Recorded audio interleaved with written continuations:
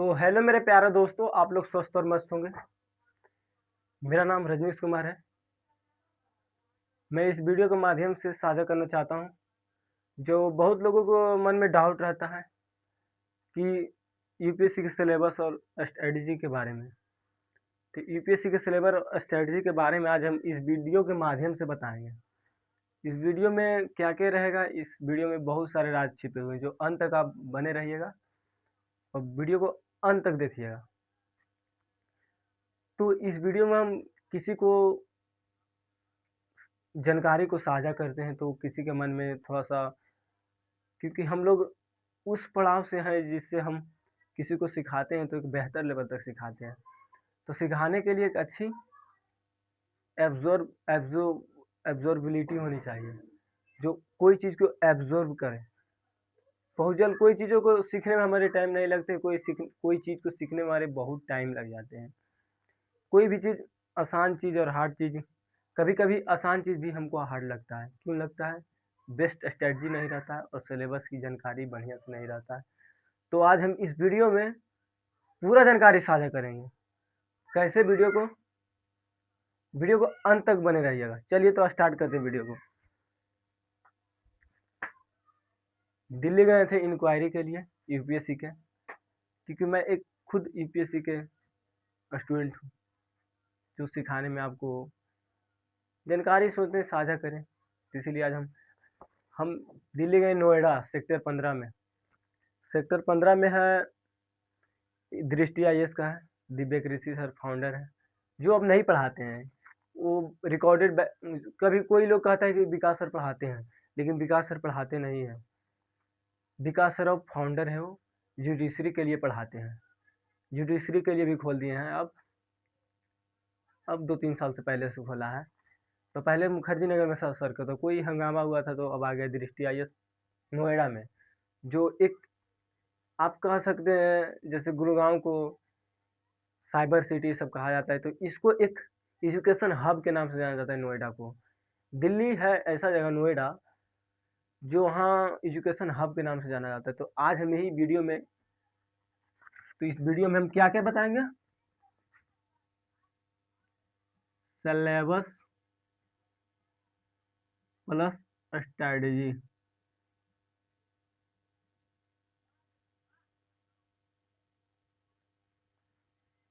Strategy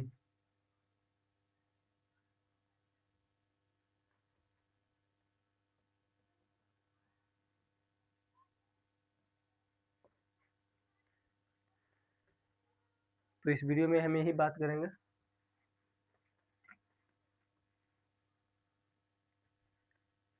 syllabus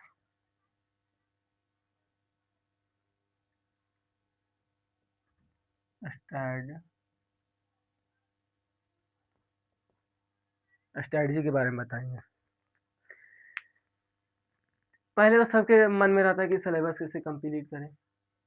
syllabus और strategy, क्योंकि syllabus की जानकारी रहेगा हमको, जब सिलेबस की जानकारी हमें रहेगी तभी हम आगे बढ़ सकते हैं। कोई लोग तैयारी में चले जाते हैं और पता चलता है कि उसको तैयारी कर रहा है, उसको पता ही नहीं सिलेबस क्या है। तो इसलिए सिलेबस को जानना बहुत ज़रूरी है। और तो सिलेबस के बारे में हम आज बताएंगे। इसका इसका थर्ड टाइम में इसका पहला होता है पीटी होता है, जो हम ऐसे ही साझा नहीं करेंगे। उसका जानकारी पूरा डिटेल में हम बताएंगे।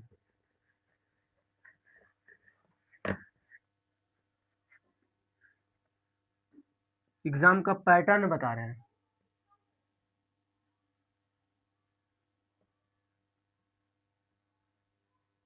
जो कैसे कंडक्ट कराया जाता है। पहले तो पीटी होता है, फिर मेंस होता है, फिर इंटरव्यू होता है।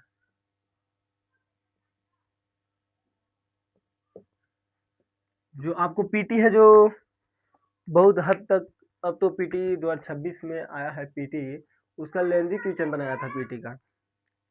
लेंदी इसलिए बनाया कि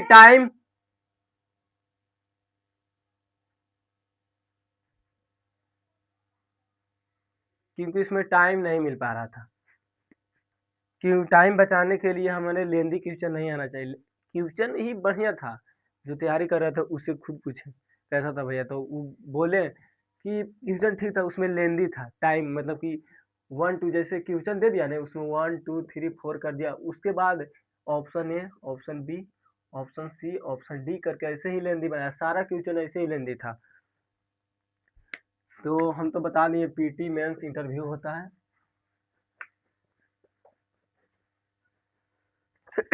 तो इस दृष्टि का हम गए थे, मैगजीन मिला जो हमारे कहा कि इसको देखना सिलेबस क्या है। तो हम सिलेबस तो जानते थे, लेकिन आपको हम देखो पीटी को क्या कहते हैं, प्रारंभिक परीक्षा। कोई भी चीज चाहने के लिए सबसे पहले रिटेन बहुत जरूरी होता है। जब आप रिटेन में पास करिए, क्वालिफाई करिएगा, तभी आप किसी हद तक जाइएगा, मतलब मेंस लेवल तक पहुंचिएगा। जब मेंस लेवल तक पहुंचेगा तब फिर भी आप इंटरव्यू तक पहुंचिएगा। इंटरव्यू 120 नंबर का होता है, बीपीएससी का इंटरव्यू का 120 ही नंबर का होता है। जो उसमें इंटरव्यू में तो पर्सनैलिटी चेक किया जाता है कि आपका रहन सहन कैसा है, आपको सारा चीज़ आपको ए टू जेड पूछा जाएगा बॉडी पार्ट के हिसाब से कि आप कैसे रहते थे, नहीं रहते थे। इसमें इंटरव्यू में 120 मार्क्स का होता है, लेकिन ऐसा होता नहीं किसी को 120 नहीं मिल पाता। उतना कोई लोग शरीर पर ध्यान नहीं देता, जब पढ़ाई में जुड़ जाता है तो शरीर मतलब कि बेचैनी तो उत्पन्न होता है, लेकिन क्या करें। मुख्य परीक्षा में क्या है, जनरल नॉलेज है। देखिए इसमें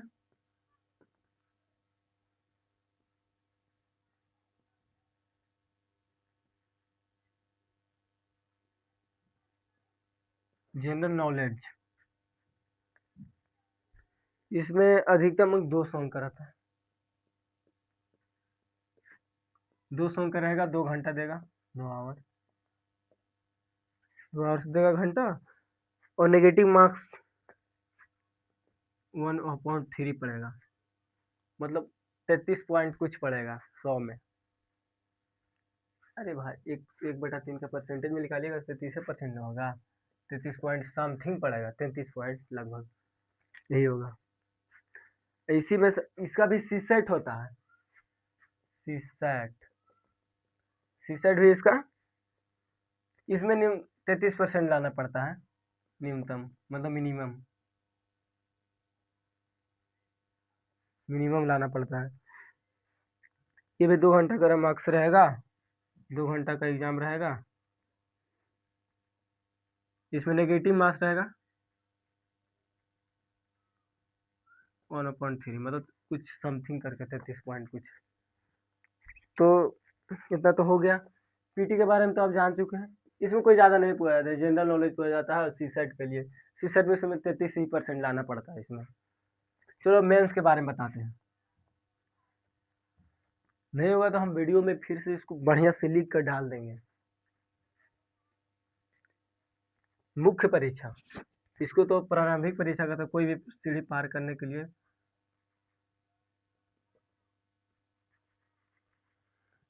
कोई भी सीढ़ी पार करने के लिए सबसे पहले उसको पहला सीढ़ी प्राप्त करना पड़ता है, जो रिटेन, जिसे हम पीटी कहते हैं।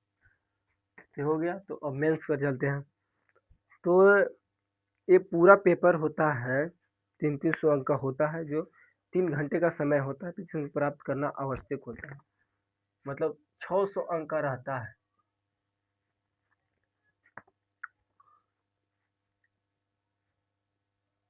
पेपर 3 और 4 इसमें तो पूरा बताया हुआ है, आप जिस भाषा में रहे हैं। 3-3 घंटे, 300 अंक के होते हैं, 2 पेपर होते हैं इसमें।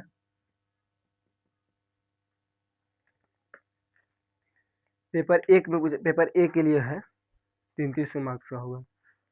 अब पेपर निबंध आएगा, पहला निबंध आएगा इसमें, निबंध आएगा 250 मार्क्स का, 250 मार्क्स का आएगा इसमें निबंध, जो 3-3 आवर, 3-3 घंटा का समय होता है, जो 250 शब्द में लिखना पड़ता है। किसी चीज़ की जानकारी प्राप्त करने से पहले हम जानकारी को साझा करते हैं।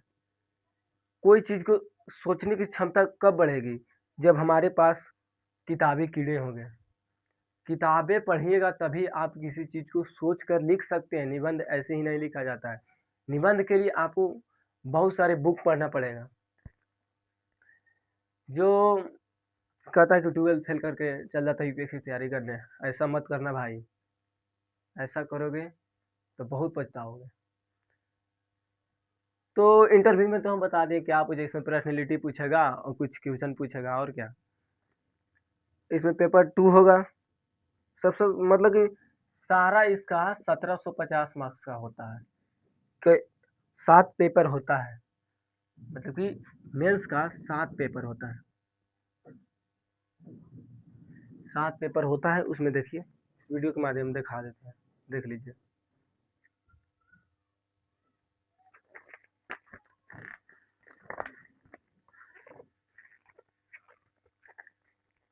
और क्वेश्चन का वेटेज देख रहे हैं तो वेटेज धीरे धीरे मतलब कि 2025 में 17 क्वेश्चन आया, मतलब कि इकोनॉमिक्स से आया।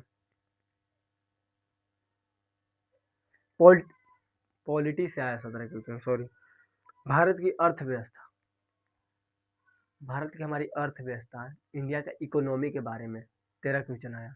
मतलब हर साल का वेटेज कुछ घटता है कुछ बढ़ता है, लेकिन हमको तो अनुमान लग रहा है कि पॉलिटी में आया 17 क्वेश्चन 2025 में मेंस, मतलब नहीं, इसका पीवाई की है, पेपर 1 का है क्वेश्चन। और इसका तो समथिंग समझ और कटअप के बारे में तो क्या बताएं। तो बेस्ट लक, फिर मिलते हैं अगले वीडियो में। यूट्यूब पर जाइए, मेरे चैनल को सब्सक्राइब करिए।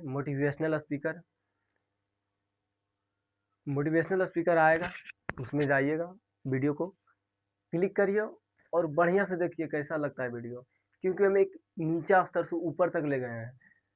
कोई टीचर होता है कि वो पूरा बोर्ड पे लाएगा, पूरा पीएनजी लाएगा लिख कर, और ऐसा नहीं समझाया जाता है। जो जो पहले कैसे ही पढ़ाया जाता था, टीचर लोग कैसे पढ़ाते थे, व्हाइट बोर्ड पे पढ़ाते थे, लेकिन उसका पढ़ाया हुआ बच्चा अभी तक ऑल इंडिया में पढ़ा रहा है। जब आप बड़ा बड़ा शिक्षा जब ग्रहण करिए, बड़ा बड़ा शिक्षा ग्रहण करिएगा तो देखिए व्हाइट बोर्ड पर पढ़ाएगा, क्योंकि वो जानता है कि लिखेंगे तो हमारी क्षमता बढ़ेगा, लिखने से हमारी क्षमता बढ़ती है, तभी तो हम निबंध को अच्छे से एब्जॉर्ब कर पाते हैं। तो बेस्ट लक, फिर मिलते हैं अगले वीडियो में।